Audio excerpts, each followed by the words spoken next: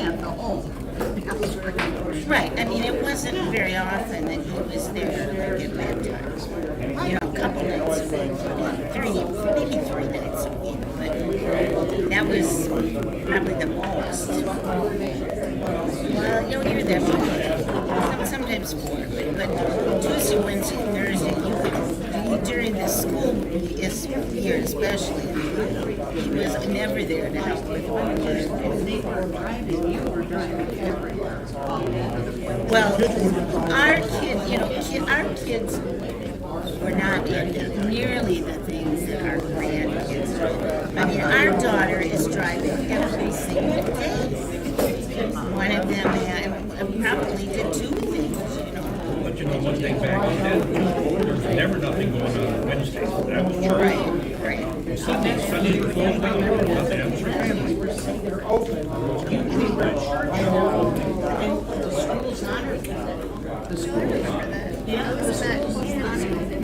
And I'm old, but even our school, we went to the Right. Good morning, everybody. We're going to go ahead and start early because Michael's already put us on live stream, so you're on camera. So, good morning and welcome, and thanks for coming out in this wonderful winter day. My name is Kathy Zarling. I think I've had the privilege of knowing all of you, but I'm a member of the Health Cabinet, one of your 2 parish nurses, and we are really excited today to have Dr. Dan Zimmerman, who he and his wife Jackie, please be sure to welcome Jackie if you haven't met her yet, are members of Redeemer. Dr. Zimmerman is also a member of our Health Cabinet and a consultant in medicine at Olmsted Medical Center. And he said with that introduction, he would add on to it as he spoke. But he's going to share with us about encountering anxiety and depression within a faithful family, within a family of believers. So please help me give Dr. Zimmerman a warm welcome.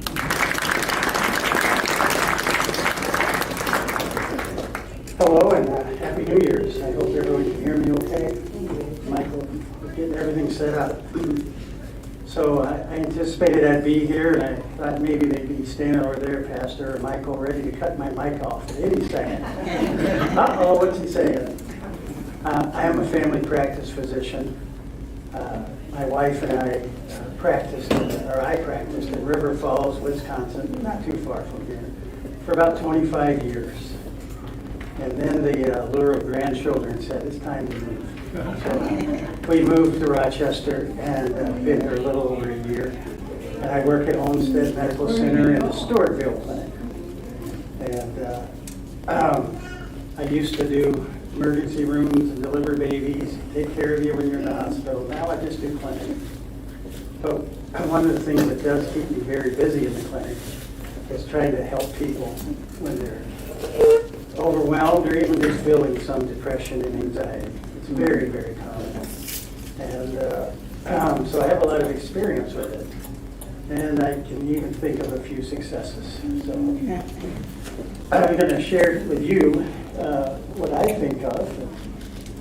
One of the first things people say is, what is anxiety? What is depression? We all know what it is, right? Because it's a common, everyday feeling. You're supposed to have some anxiety.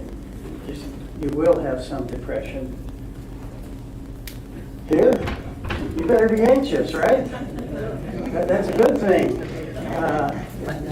On the roads last night, you better be a little anxious and being careful. So this is something we all feel. Depression.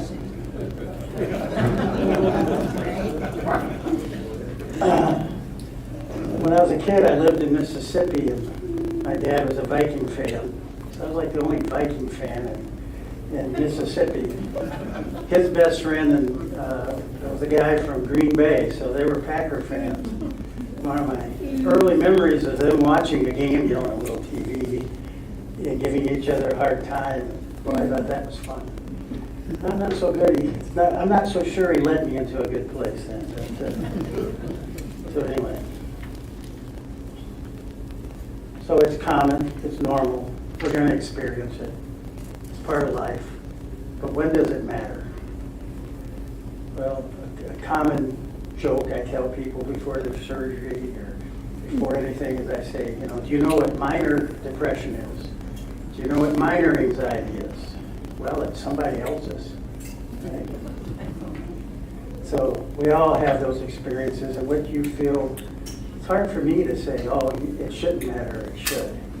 So often it comes down to a person who's telling me, I'm struggling, or I need help. Maybe someone's told them, like my wife will say, quit worrying about it, you know, and she'll help me out. So it isn't a hard and fast thing that we know.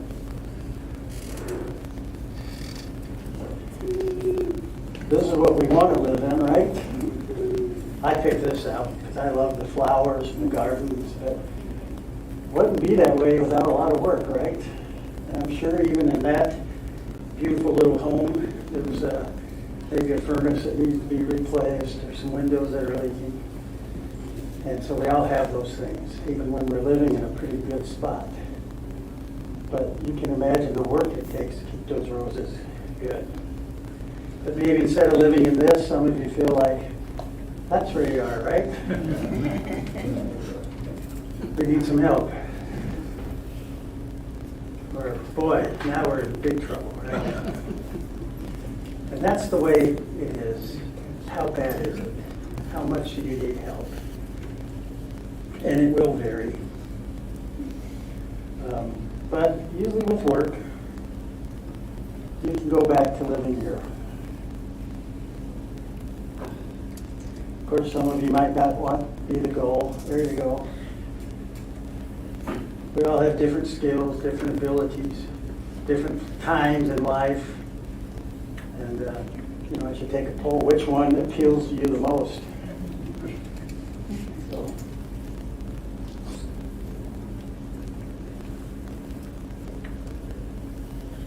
So what are the symptoms of this?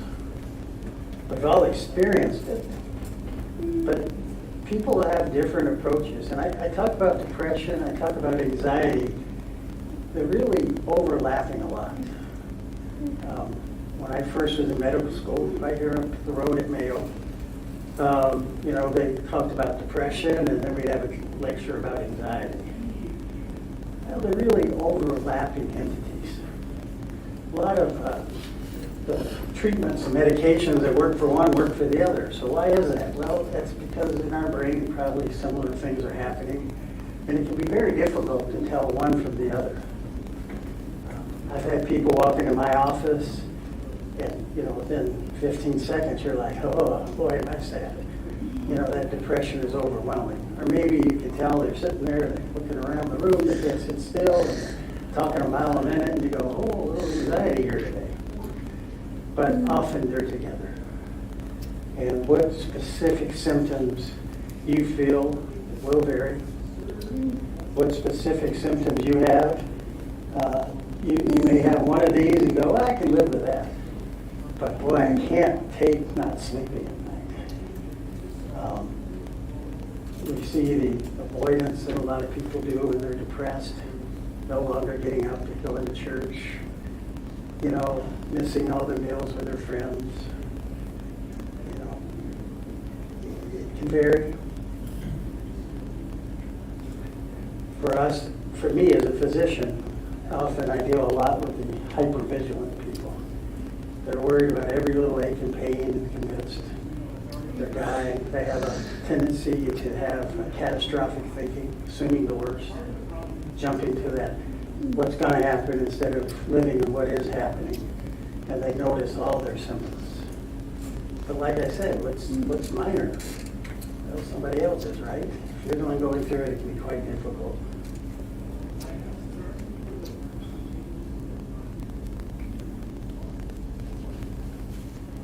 So here's a question that comes up. I'm usually talking to someone in my office, but talking to you guys as a group. Okay. Are you depressed if you're a true Christian? Does that say something's wrong with you? Well, like Pastor said today, can a true Christian sin? Well, yeah. Can a true Christian be depressed or anxious? Of course.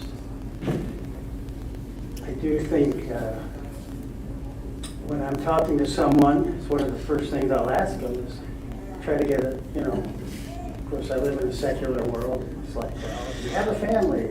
what do you do for a living? But I always ask, and what kind of beliefs do you have? Where do you go to church? Because that's an important part of getting over it. But just because you're a good person and try your best doesn't mean these feelings can't at times be pretty significant and bad. So yes, of course, a true Christian can be depressed. But it will give you a leg up on getting over it. So, of course, not a pastor, but I had to go find a verse that at least, kind of spoke to it a little bit. And we are spoken to here to come relieve our burdens, whether it's anxiety, depression, or other worries. It's important for us. So I got to read a bunch of stories about times people in the Bible expressed. And I couldn't find the word depression, really. I guess it doesn't translate. Maybe it does if I knew more about it. But there's lots of discussions about burdens and despair. And here's one example. And I had to make sure I got some anxiety symptoms in there. Elijah ran away because he didn't think God would come and show his support. He was with the pagans and the rich he was trying to get through.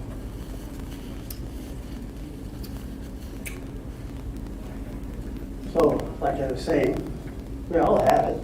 It's just how bad is it? How much does it affect you? It can be different in how it looks in you. One of the more common ones I see, just to mention, is people come in and say, I'm so tired. I'm tired all the time. Well, sometimes that's your thyroid, or maybe you become diabetic, you're low in blood. There's other reasons. But the first reason every experienced physician will think is, oh, they're having some depression. That is a very, very common thing.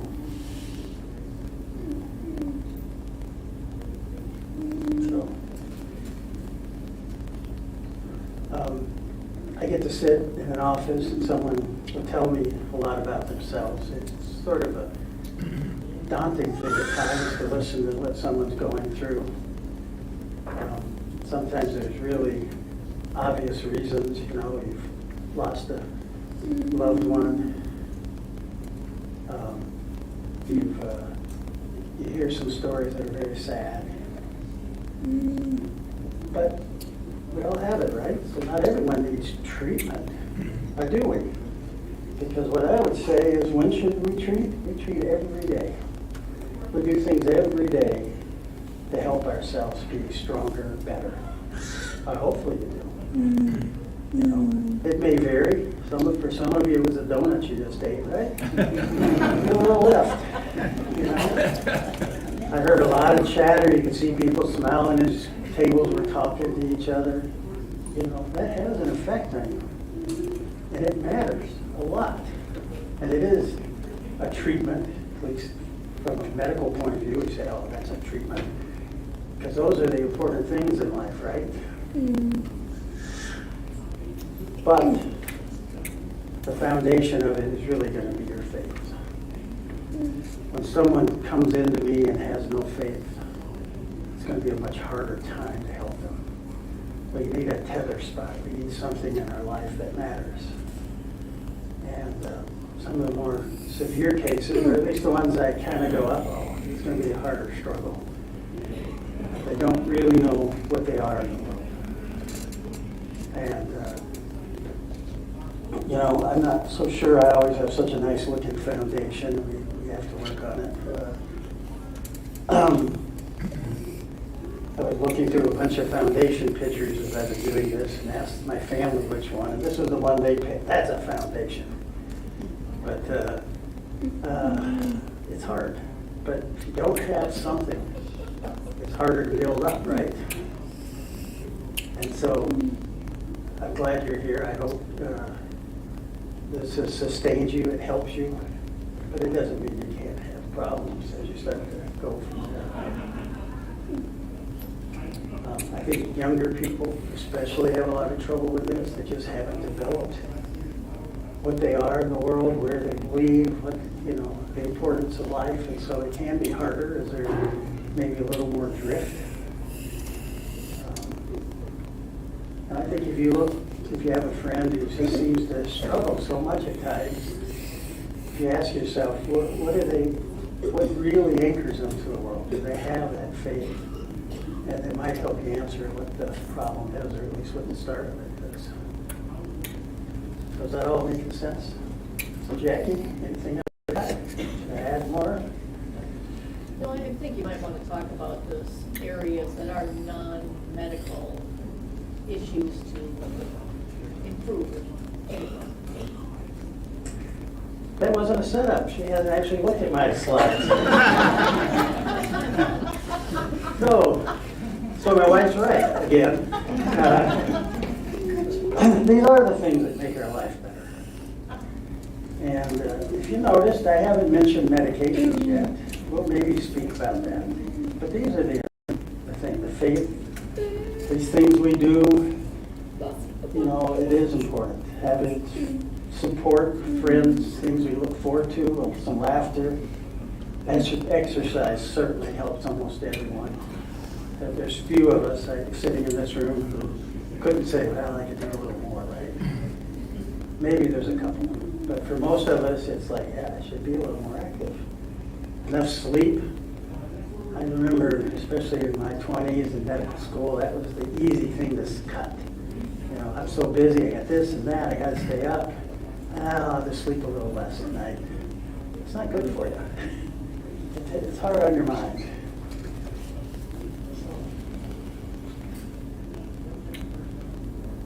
And what's the saying, you are what you eat? Yeah, it does matter. Eat healthy, although donuts are okay too occasionally. I think up at the bottom I have a son-in-law who's a potter. And he's a teacher, and he stopped to be a full-time potter. And talking to him, I said, you guys going to be able to make a go of it? And he told me, he says, I've never met a rich potter. I've never met an unhappy one. So that's what he does. So I put that in there for him.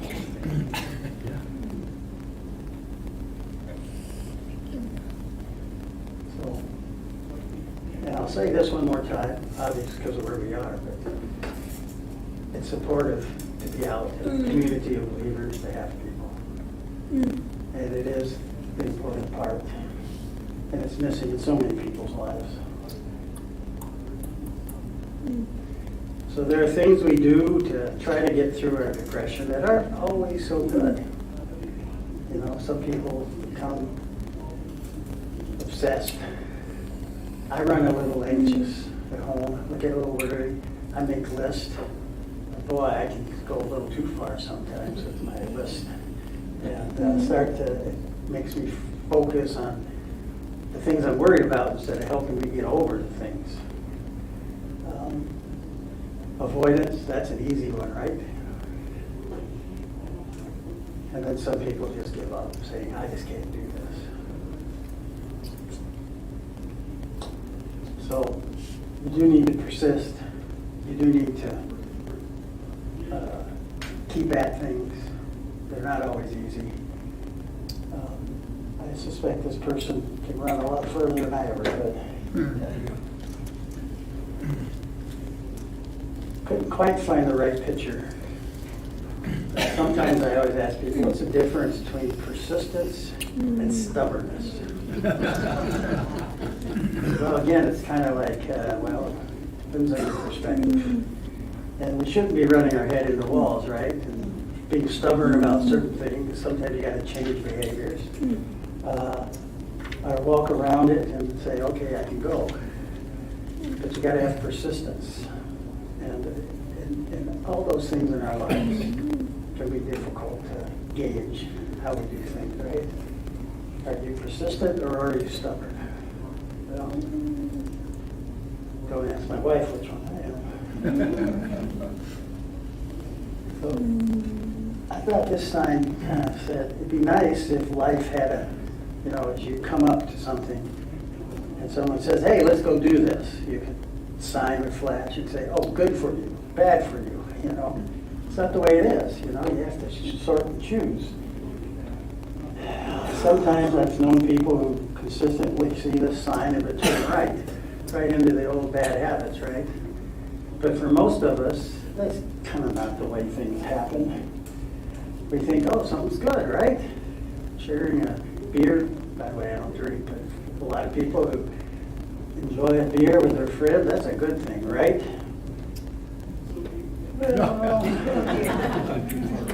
Something can evolve, and we thought, oh, that was good, but now it isn't.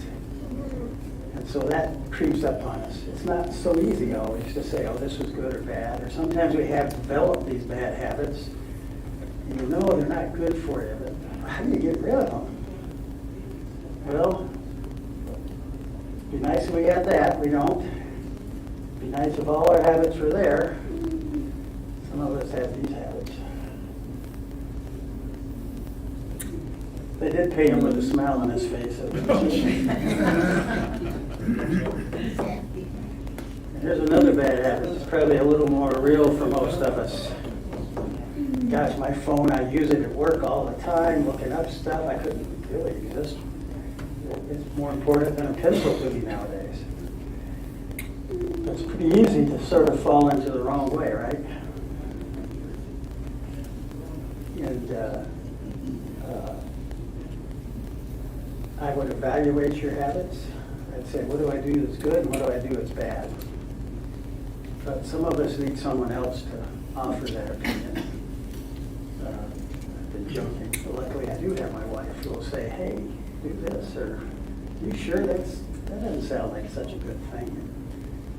She's my signpost saying good habit or bad habit.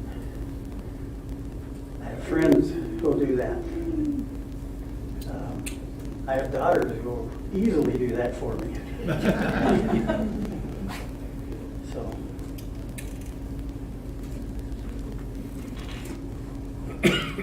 So how do you treat depression? If you notice, I've been talking about habits and behaviors because that's what really does it. In my position, people come into my office and they go, oh, I need treatment for my depression. And usually what they mean is they're looking for a medication.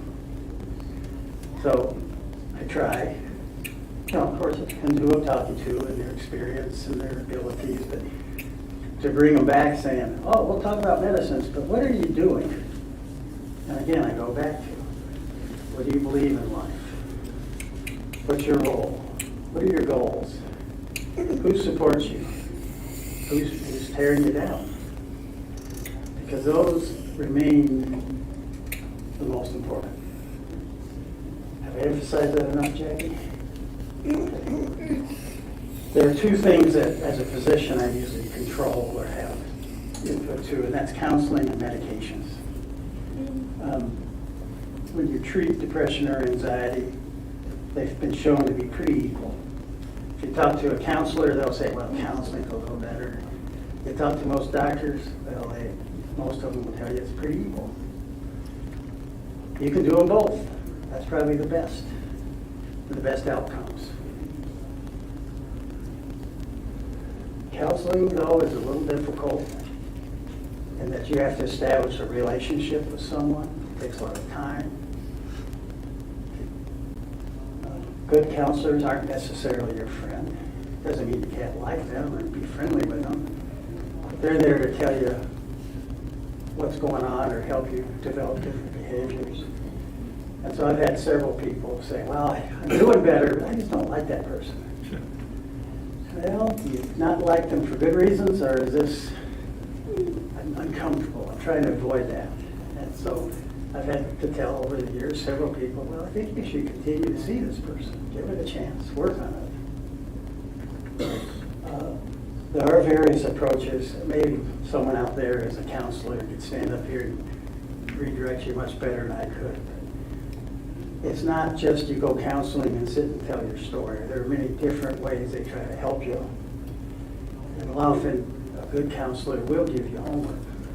Not just say, oh, we talked, now you're good for the week. Sort of like going to church, you know, you're not supposed to listen to a sermon and be done for the week, right? You work on it all week. And so there is often work in a counseling relationship. Some different way they might help you is teach you how to realize what you're doing, give you the knowledge of it, but redirect you to different areas that are healthier. They might look at your habits and actually give you those signposts saying, oh, this is on the left, this is on the right. So very seldom is counseling, but some people think where you sit on a couch and tell about your childhood, right? Well, that could be important for you, but there's usually many different ways, and sometimes it's very specific to certain behaviors.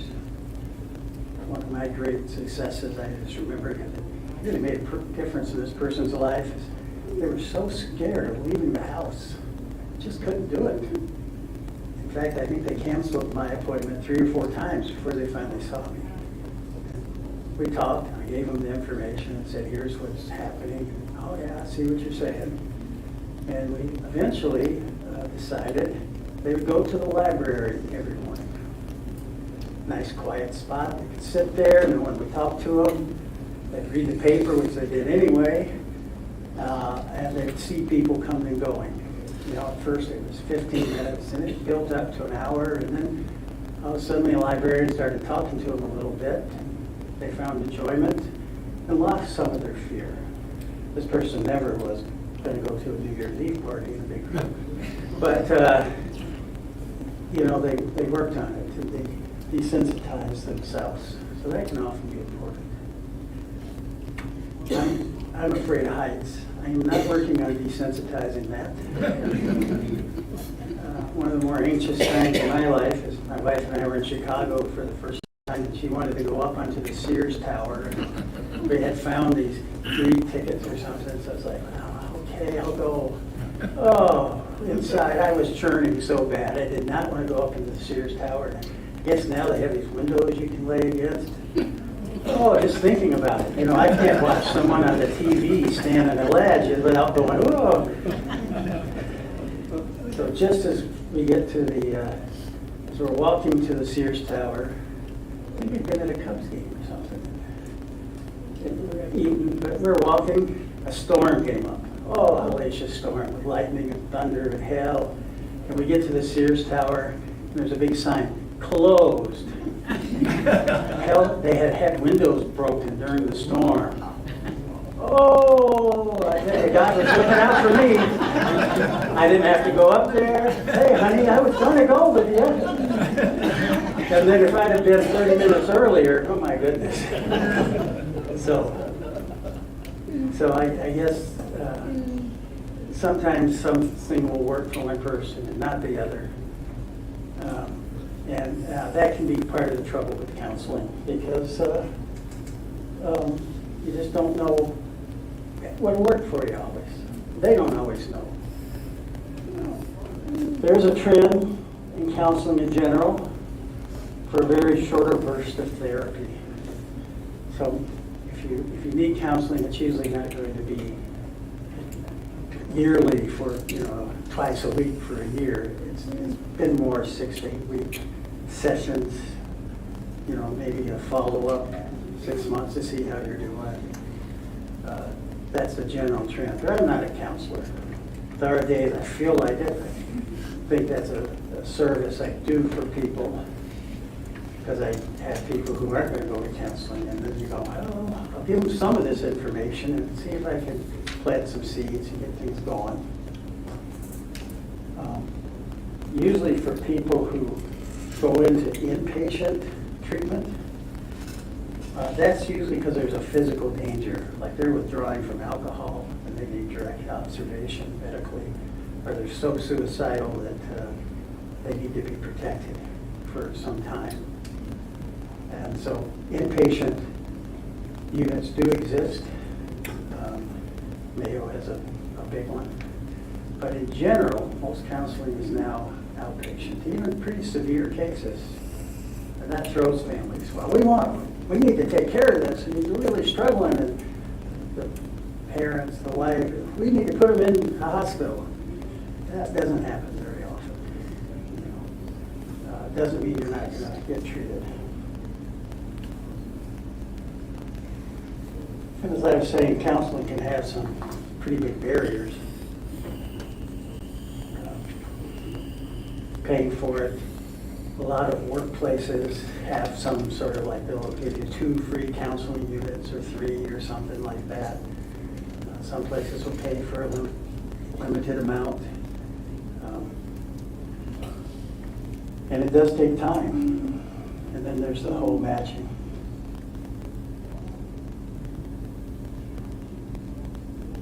So there are some other ways to get counseling that people don't always think of. Some of the online counseling has been very successful. I would think if there's a little more risk to it. You know, just like anything on the internet, when you look at something, it can lead you astray pretty quickly. But there are some pretty good counseling sessions, free, I guess, I'd almost call them self-help, but they've actually been shown to have good effects on a lot of people. There is benefit. And then there's other credentials. So, Pastor, did you do a lot of counseling when you were? So that's usually what I hear from the pastors I've known. I always do some, but it's not usually their main focus. I know here, I've learned through being on the health cabinet that there's a grief group here that meets. What do you have, 2 or 3 times a year? Exactly, Yeah, and that's effective. And so you can get into some things that don't require just a one-on-one counseling sort of relationship. And sometimes people can have other credentials to teach you what you need.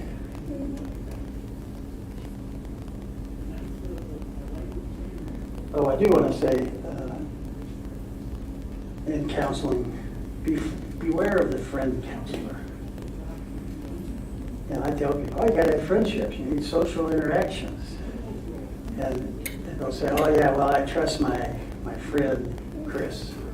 I tell them everything. We sit and talk about how sad I've been and everything's going on.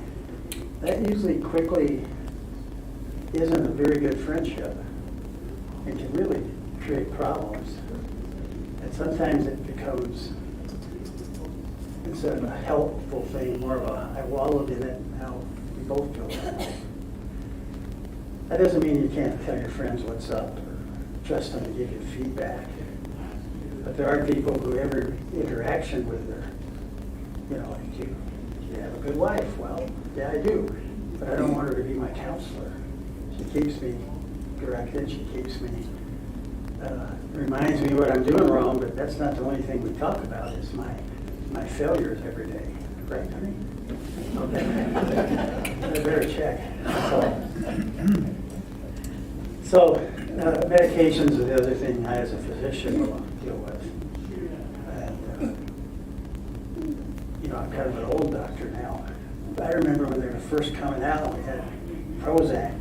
That was, everyone was talking about it. The news would say, oh, is this good, bad, what's going on?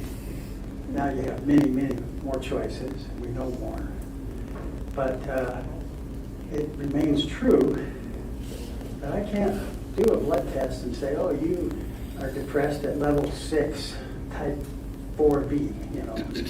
I can't scan your brain. Now, there are scans that will say, oh, people who are depressed tend to have extra activity in this part of the lobe and that. And from research purposes, I think they work out pretty well. But it's not a, you are this or you are that. So we don't usually do this. I think most people who are struggling, if you haven't been seen in a while, you should expect the physician you're seeing to say, well, let's check your blood level and your thyroid, some basic things. Because you could be depressed and then you get, you're anemic, and that makes it worse. So, so things do coexist. It's not always like one causes the other. But there is no scan or blood test. It's about how you feel. And that makes it the harder part. But the good thing about medications is they're cheap and they're easy. You And I've had people many times, well, I stopped taking my medicine and now I'm really depressed again. I need to restart. Oh, why'd you stop? Well, my insurance stopped. Your medicine would have been $10 for 3 months. So there are expensive ones. The newer they are, they can be very expensive. But a lot of the medicines we use on a regular basis really aren't anymore. They've become affordable, at least I consider $10 over 3 months affordable. And they are easy. You just got to remember to take it right. That's a lot easier than sitting down and going to an appointment and getting your mind and thoughts together and sharing with someone. So I have a lot of patients who I'll give them a little shorter spiel than this, but well, you should really counsel, and we have some medications. No, I'm not doing the counseling. I'll take a medicine, doc. 40 years ago, when I was more starting, even that was hard because I don't need medicine. I can get better on my own. Well, I think that's what I was trying to say earlier on. That's true. A lot of things you need to do to get better. But medicine is just one more tool. It is not the answer. You don't take a medicine and it fixes you. You take a medicine because being with your friends, exercising, those things just haven't been enough. There's one more way. And sometimes it's enough of a way that people forget the other things. Go, boy, this works pretty well. And it always takes everything to do the best. But medicines can and are effective. They've tried to find out just who gets better. A lot of this research studies where they give me numbers like 50% at 6 months and 75% if you follow up, which usually means they're willing to change the medicine plan B or plan C if you need to. People who do that have a much higher rate of improvement.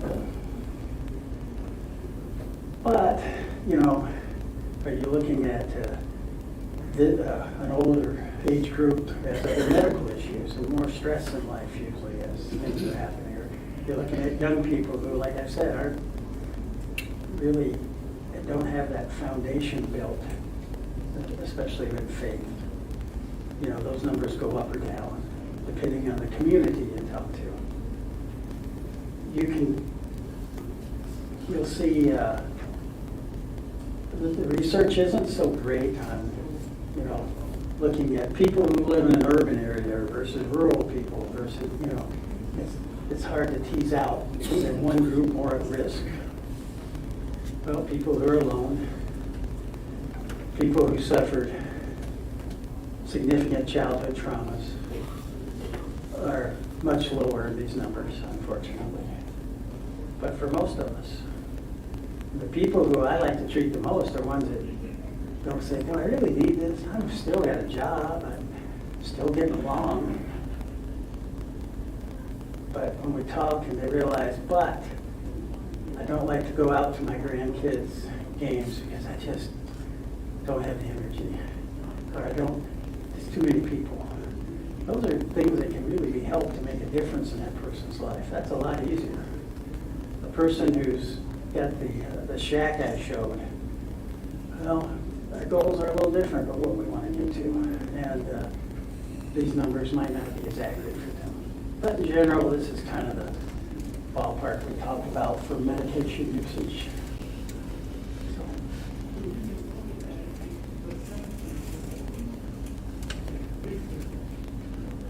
So I just called medications cheap and easy. Well, people react to them. And I always, to me, in medicine, I always try to tell people there's no free lunch. Yeah, that surgery may help you, but you might have some problems with it too. You can take this medication for your depression, but you may find a little harder to sleep, or maybe it's a little more sleep. And so we're always weighing, is it worth it?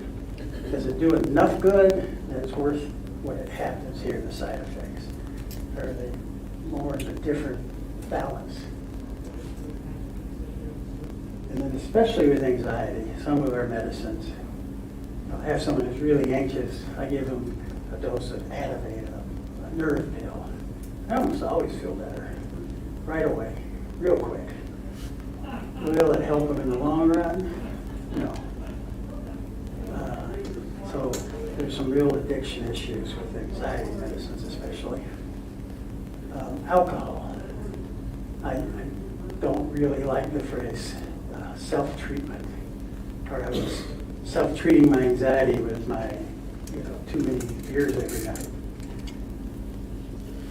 It becomes chicken and egg, because especially with alcohol, is it causing their problems or is it helping? Well, it maybe helps now, but it makes it tomorrow worse.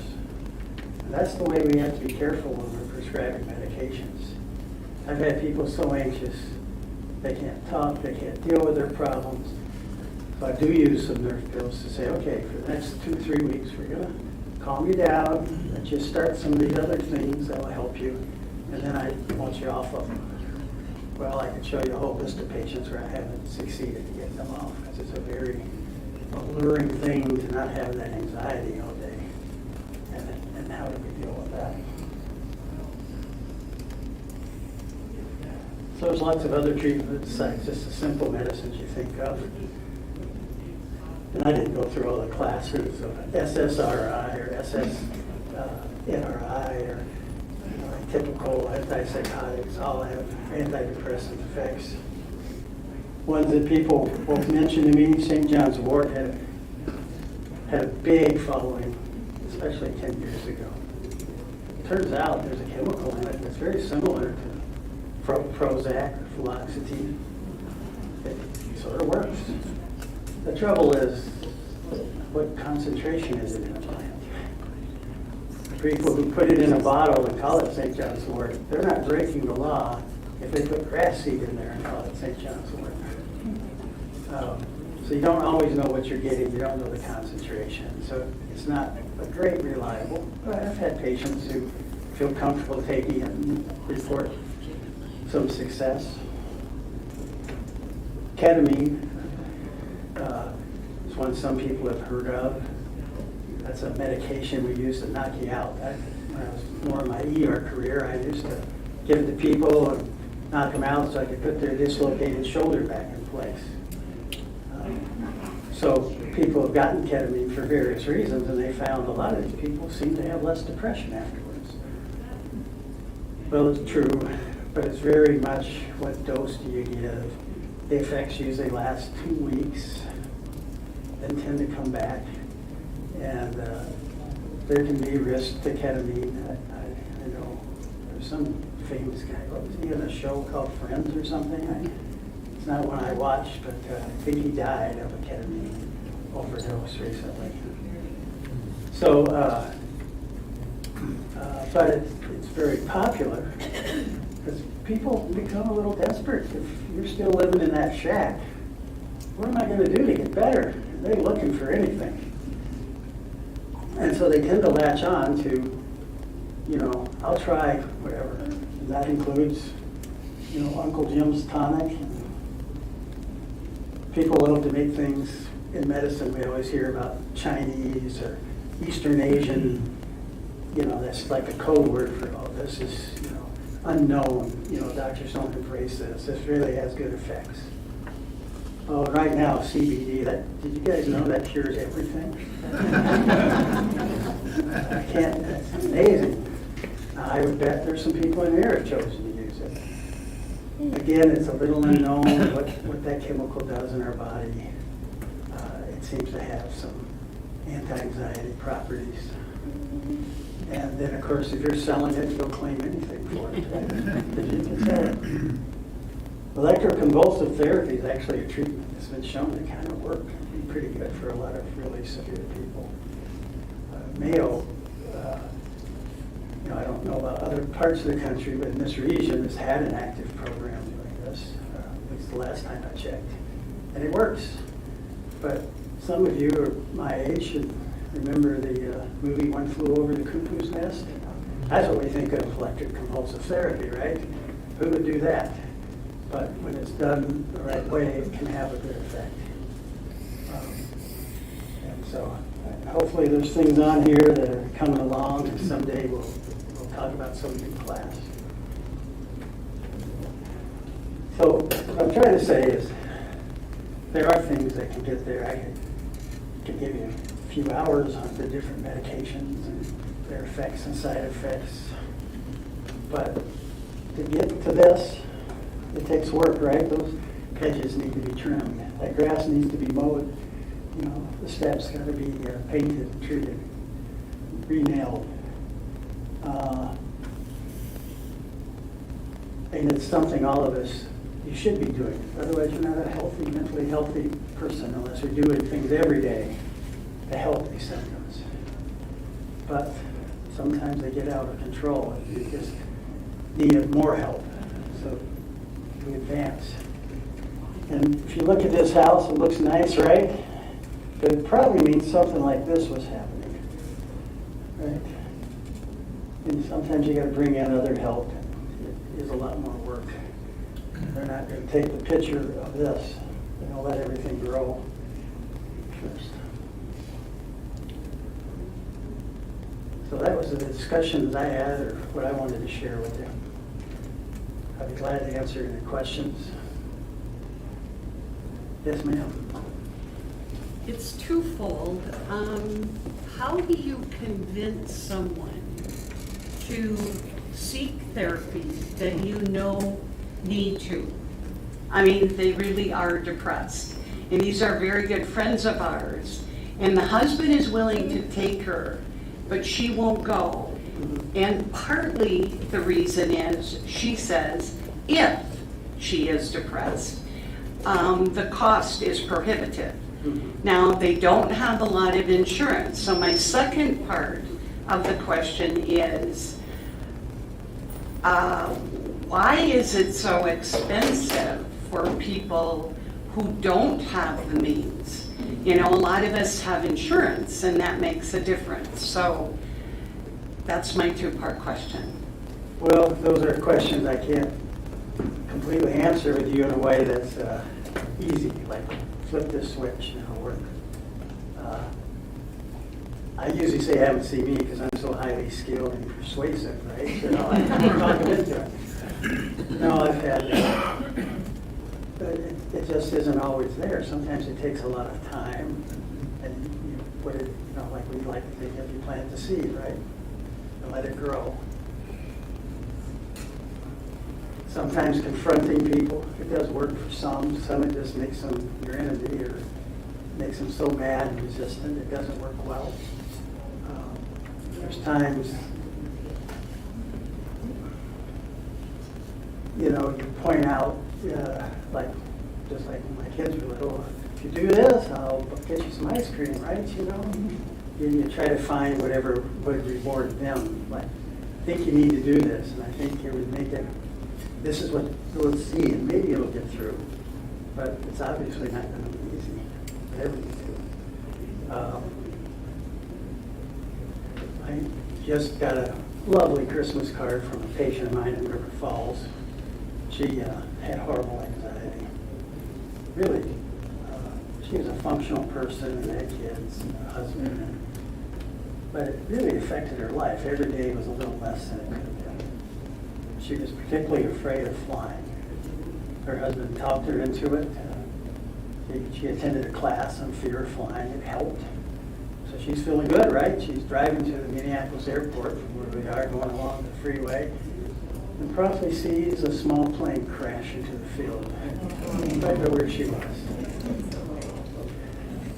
In her case, I had given Patty enough Ativan to get through the flight that she was able to get on. But and she just sent me a message about some of the trips she's taken and how life is going well for her. So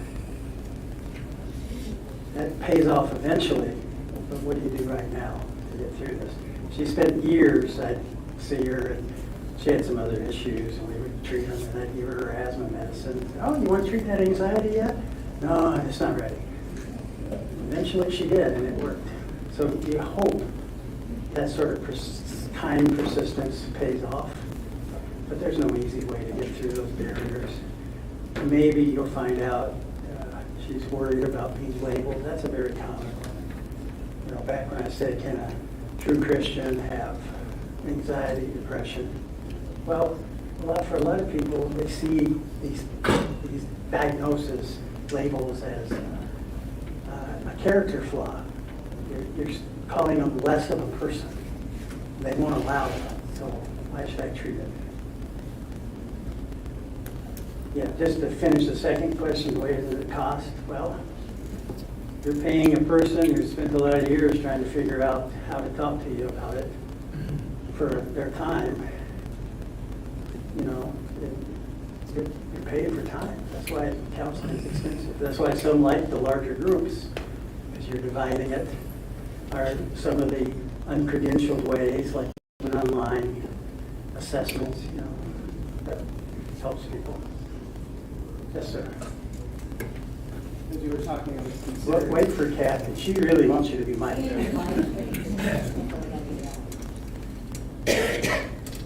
So you were saying that anxiety and depression are kind of the two sides of the same coin. In your experience, have you seen anxiety lead to depression and then depression lead back to anxiety, sort of flip-flopping? Because one's kind of up, racing mind, really worried about this, that, and the other thing, and then you get depressed about the fact that you need to go back the other way, which is kind of down. Yes. So that's how they're different in my mind, is one is up here and one is down here. I think they're different in the way we describe the symptoms, but they flip all the time.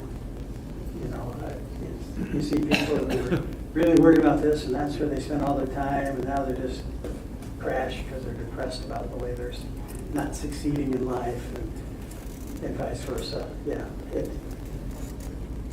You know, someday we will have that scan, and I'll say, oh, you have an anxiety type.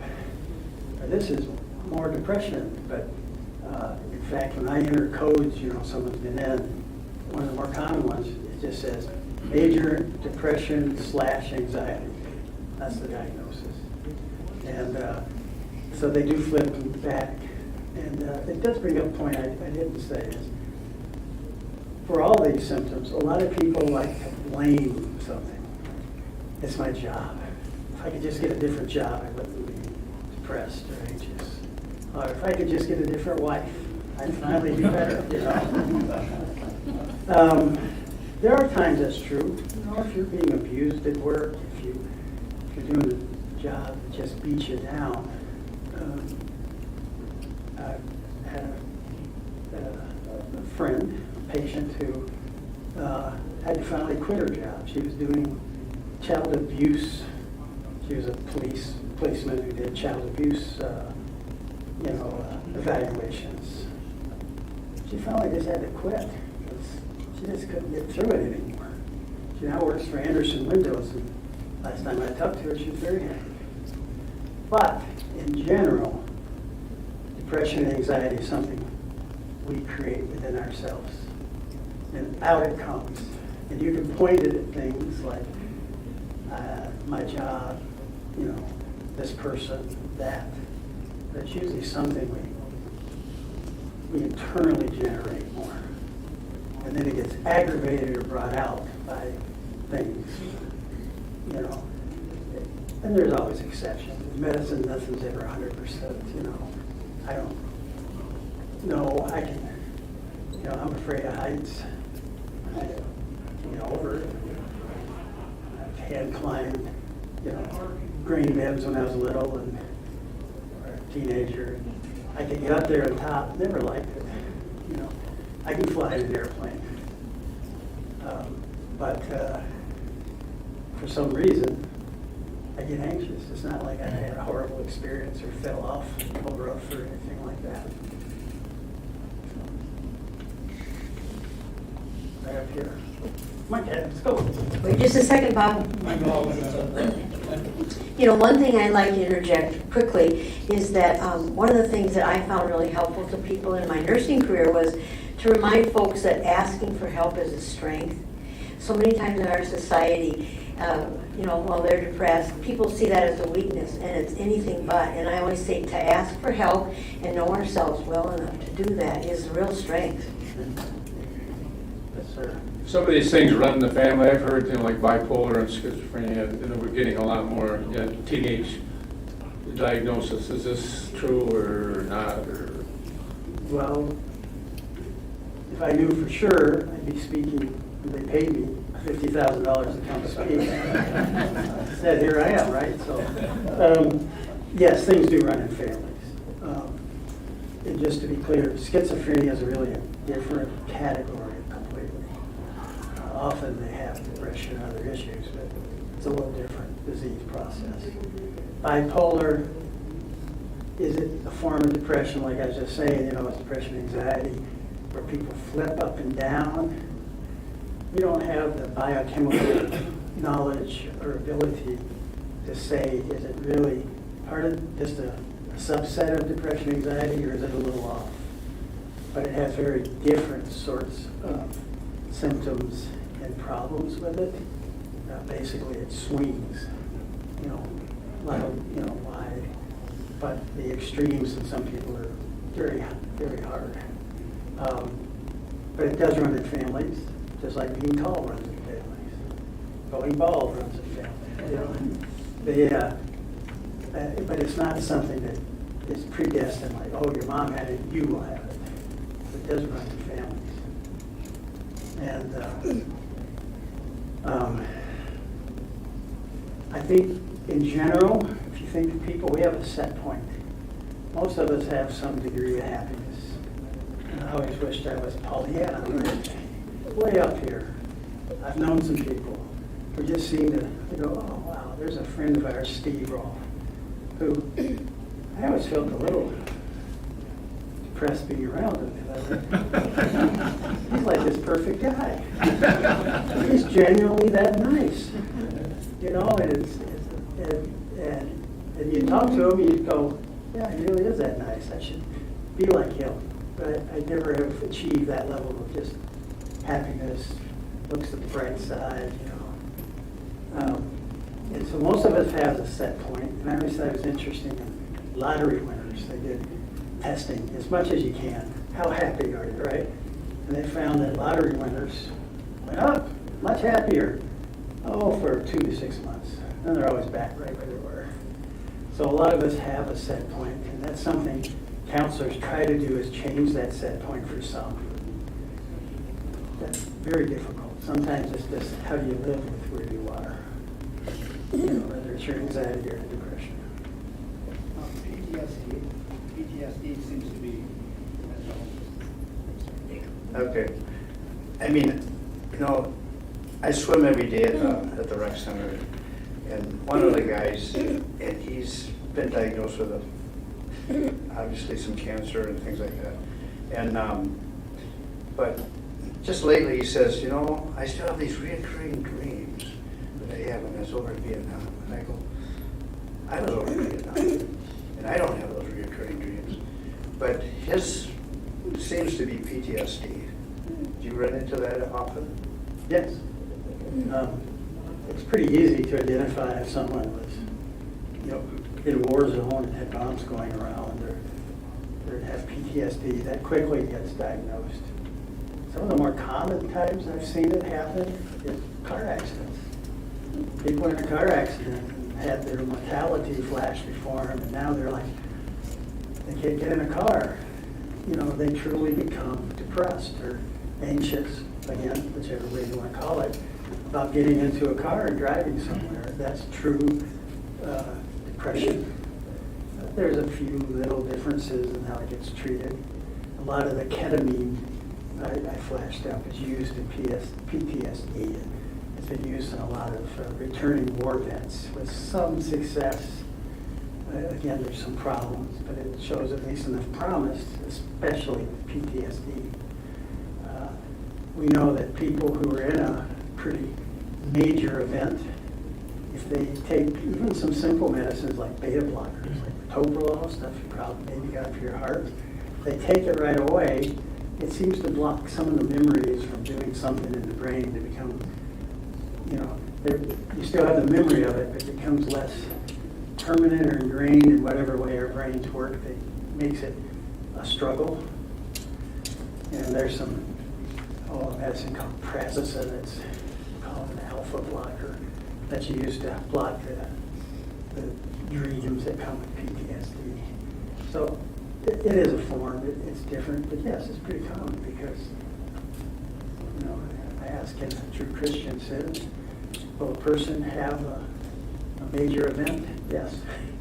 We all do, right? So, right here, Kathy.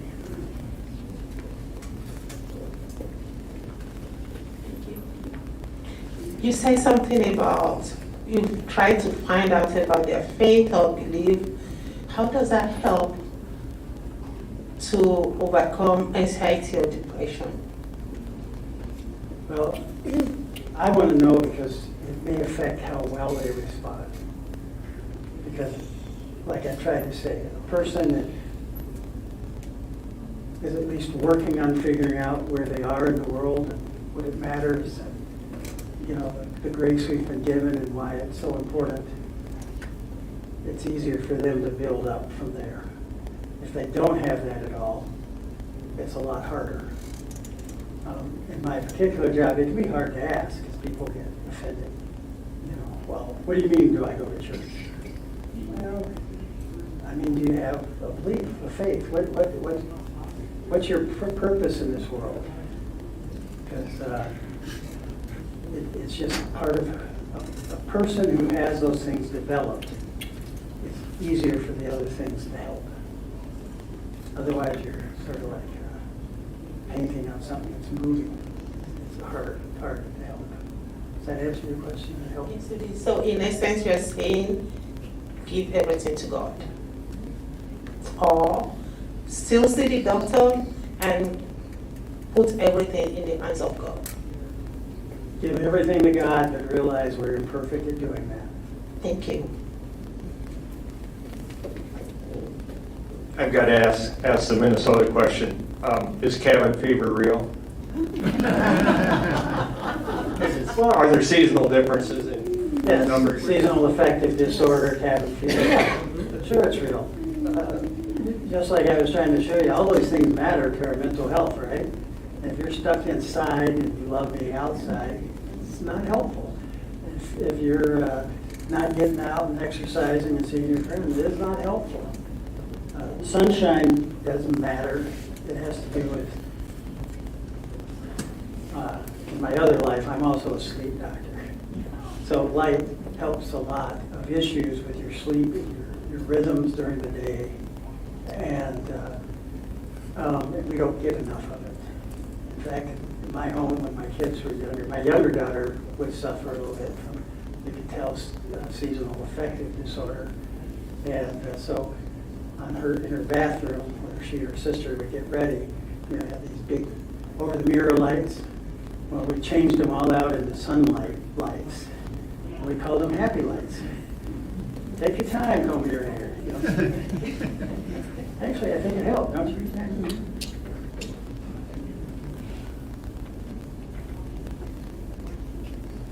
Other questions or comments? Well, this is wonderful, Dr. Zimmerman. Now we know you're an expert with sleep too, so you may get lots of questions. Well, that was interesting. When I came to Olmsted, they were talking about should I do half and half? Because where I was a director of a sleep clinic. Quite busy with sleep. Maybe a third of my job, half. But Olmsted has a couple of sleep doctors, and they were a little worried about me coming in, and so I was actually hired as a family physician. But I still do some sleep because we have it. Well, it plays such a role there. This was wonderful, and we really appreciate your time and sharing your expertise. Before we give Dr. Zimmerman a thanks, I've been asked to tell you that we do have a Happy Birthday for Jesus cake. We've done that on the New Year's weekend for years and years, and in came Kurt Walters with a cake and said, please tell everybody to have a piece before they leave. So help me thank Dr. Zimmerman. This was wonderful. I wonder how many of you came in for the donut and sitting there going, uh-oh, I'm stuck.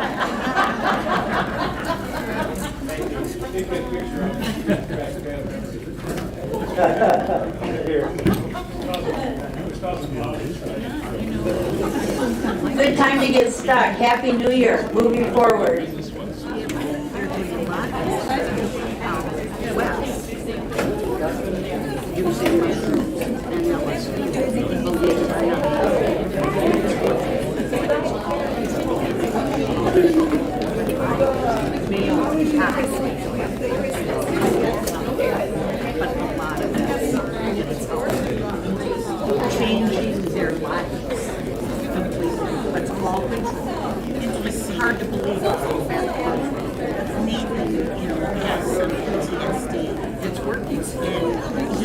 encouraged by some of his friends that are also military people that want to apply for some disability in the Army.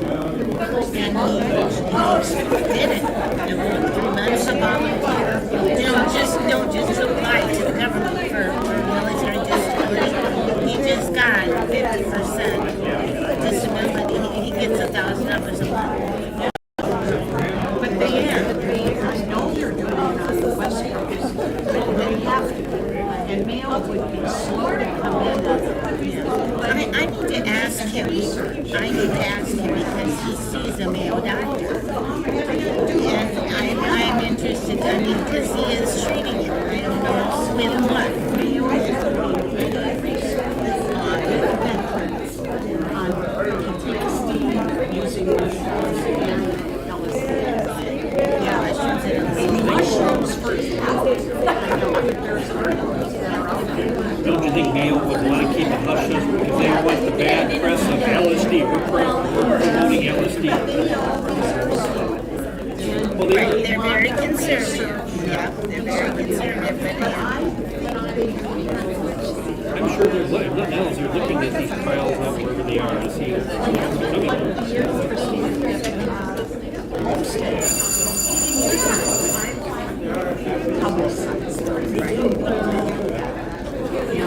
That stuff, it probably takes 15 years before it becomes established practice.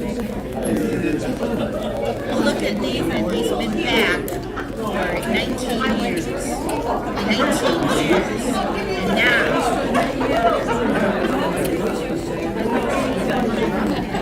right, they're still dealing. Yeah, they're still dealing. Yeah, they're still dealing with it. Oh no. Even about Vietnam, I mean, those guys still.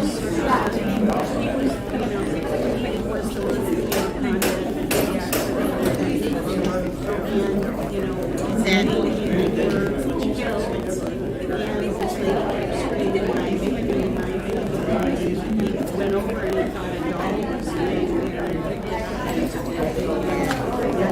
That's very that brings up a lot. But and you're right. Like I have a brother-in-law who was in Vietnam. He doesn't want to talk about it at all. My brother does not even have it. He wasn't actively doing it, but they must have done something. Yeah, he doesn't want to talk about Vietnam at all. Zero. Yeah, that's common.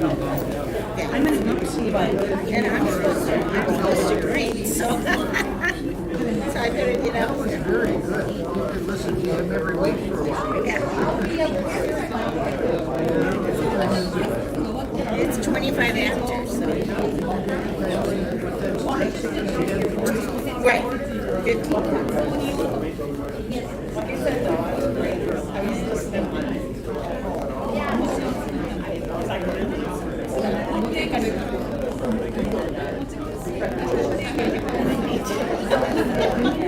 It's a good sermon. I need to hear it again.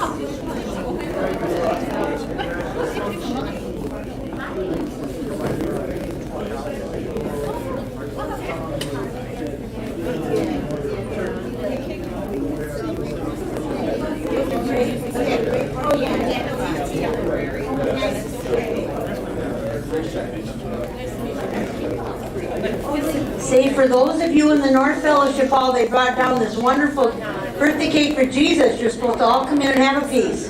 Come on in.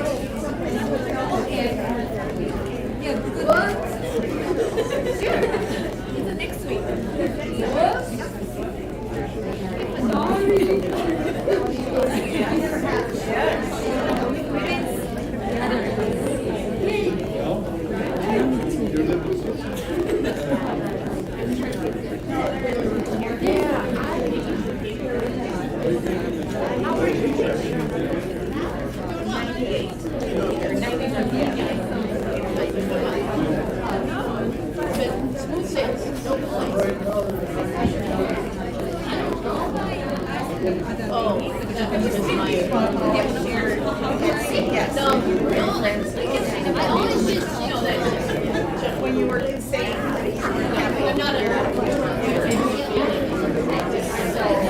Well, I don't mean it so bad, but it's just,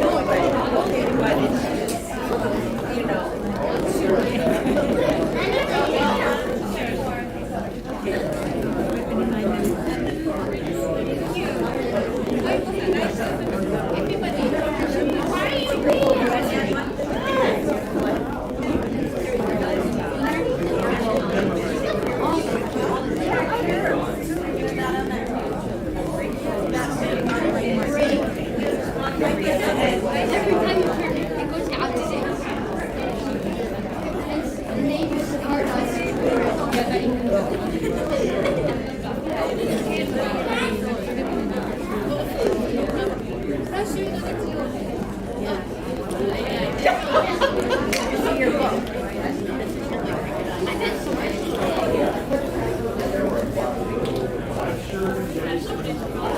you have it.